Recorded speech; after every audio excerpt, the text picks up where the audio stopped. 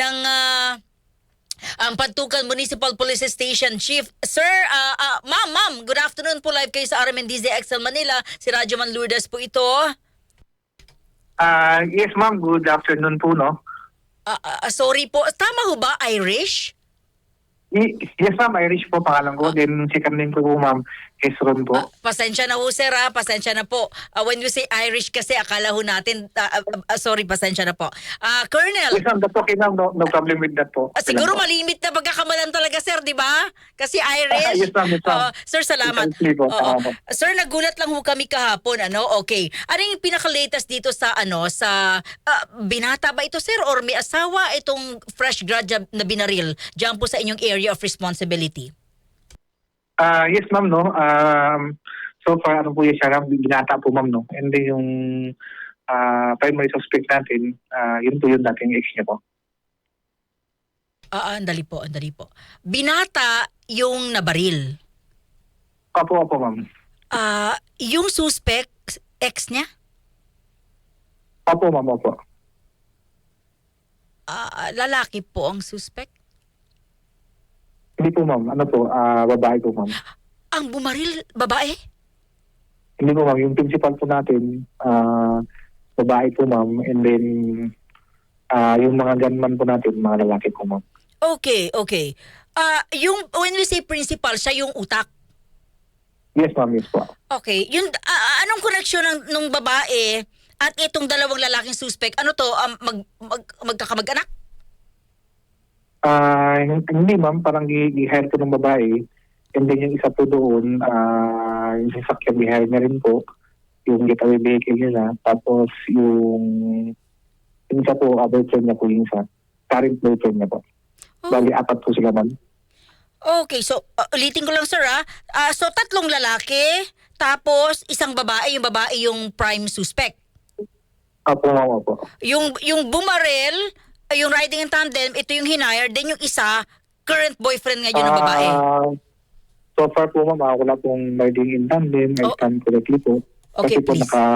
minivan po kasi sasakyan nila ma'am, so kasya po sila doon sa apat sa loob, no, yung ganoon po yung modus sa ginawa nila na tinabihan yung minivan din po ng victim natin, then yung mga yung suspect natin, on board po doon sa minivan din po sa kabila, yun, then pinaputukan po nila yung victim po. Salamat po sa pag-correct, minivan. Sir, anong dahilan? Hiwalay na sila and may kasalukuyan na siyang kasintahan. So for ma'am, kasi meron kasi daw silang mga ari-arian, no, na nag-join sila, mga ganyan. So far, pag ganun din, gusto rin ng babae yata na napagbalikan, mga ganyan, parang hindi ko natin kung crime of passion din po siya, mahulog, and probability mo na may love quarrel sila, and kasi nag-guns din po, gustong kunin yung mga gamit, yung mga naipon po nila, kumbaga dalawa po sila during the relationship po. Okay. Pwedeng crime of passion nga, sir, ano? Opo ma'am, opo, definitely po, tama po. Okay. Ilang taon po si biktima, sir? Tina po natin, 29 po ma'am. Si prime suspect na si girl, ilang taon? Mga 34 na po si girl natin ma'am, pagkaalam ko po, no. May anak yung babae, sir? May anak sila, sir? Or... Wala po ma'am, wala po. Okay. Okay, sir, ilan ang nahuli niyo, sir? So far, due to the diligence of our operatives ma'am, meron na po tayong 3 sa hot pursuit operation natin. Kasama na si Prime. Yes po ma'am, tama po. Inamin niya po. Malapit na po ma'am. Papaamin na rin yan, sir, di ba? Kasi kung, ano pong kaso, sir? Na-file na ba? So for ma'am, ngayon pa lang po kasi na-arresto yung din kalik. It's day lang po nangyari yung incident. And we will try if makaya po ngayong araw. If not po, definitely lumisa po. Ano So, po? we will file a case of frustrated murder po ma'am. For those, mga involved lahat. And then, separate po doon sa gunman natin na violation of Republic Act 10591 po ma'am, o yung ating firearms, prohibited act ng mga firearms po natin. Nabawi po yung baril? Yes, ma'am. Na-recover din po natin, ma'am. So positive ho bang nagpaputok? Pareho ba yung bala na tumama sa katawan ng biktima? So far, it will be undergone ballistic Opo. po and paraffin test Oo. para ma-confirm po natin. So far, we will update you po sa mga resulta po ng mga for the succeeding mga investigation po natin. Sir, nakakatakot pala dyan. Ano? Ito ba sir, ano lang, isolated case? Ngayon lang ba to nangyari yung ganyan? Yes, ma'am, no? Executed case ito and it was planned. Prior to this, may threat na po yung victim natin. Well, in fact, I think hindi pa umabot ng 40 days yung kapatid niya na baril na rin po doon sa talagang lugar po nila sa Mabini, Pindasan po. Parang grabe naman yata kabigat ng mga ari-arian ng dalawang ito, sir, at nauwi sa ganito. Hindi po natin ma'am. Sige lang po pagkan. Opo. Opo, Sir, parang gano'n na nga po siguro. Opo. Sir, kumusta na po yung victim?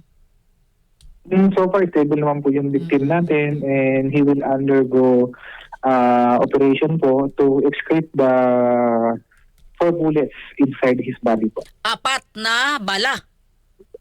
Yes, ma'am. Tama po. Ang dami Okay. Sir, alam nyo, ito po ay napag-uusapan dito. Ano po yung assurance ninyo sa inyong mga kababayan na ito po ay isolated at di na po mangyayari, sir? Yes, ma'am. I already said sa mga ibang station natin na it was an isolated cases, especially sa mga taga-Panturan. Then, yung victim natin, meron po yung taga dito, talagang away nila sa ibang lugar. Estudyante lang po siya dito, no? Oo. And then, with regards naman po sa crime na yun, siyempre, especially sa mga taga-Pantukan, sa mga taga-constituent natin dito, please, kung meron pong mga threat sa buhay niyo, kasi yung victim may threat na po yun siya. Please give us information and do not hesitate to approach po yung stasyon nyo. Para kung sakasakali, alam natin at kung bibigyan din kayo ng karapat-dapat na seguridad. No? Kasi kung may threat na po kayo, alam natin sino yung suspect o mabibigyan din natin kayo ng magandang action po, ma'am. Para ma-prevent yung mga ganang pangyayari. That's good. Colonel, It's a matter of cooperation na lang po, ma'am. Oo, that's good. Ang bilis ng action. Colonel, bago ko po kayo bitawan, isisingit ko na po ito. Ano po ang inyong ibinibigay na security ngayon? Kasi ito po yung ginagawa sa iba't ibang mga syudad, probinsya. Security ngayon sa mga eskwelahan diyan sa Pantukan. Yes, ma'am. No? Thank you for asking that question. At least we will raise our programs and activity with regards to the schools natin, ma'am. No? So far, we coordinate with the schools, especially yung PTA din po, ma'am, maganda. Kasi yung PTA, ma'am, together with the parents, we can have a good collaboration to have a good resolution, ma'am, para kung anong magandang gawin doon sa mga bata mo. Illegality rin po, ma'am, kasi yung mga with the approval of the parents, ma'am, and then mga teachers, we can implement yung mga preventive measure natin na hindi naman po nababiolate yung mga rights ng mga bata po. Especially to be specific, ma'am, yung mag-inspect mga bag nila, mag-open ng mga bag nila. So, pag walang go signal sa mga parents yan, ma'am, o solution ito sila na approve yan, hindi po pwedeng gawin ng mga teachers yan alone po.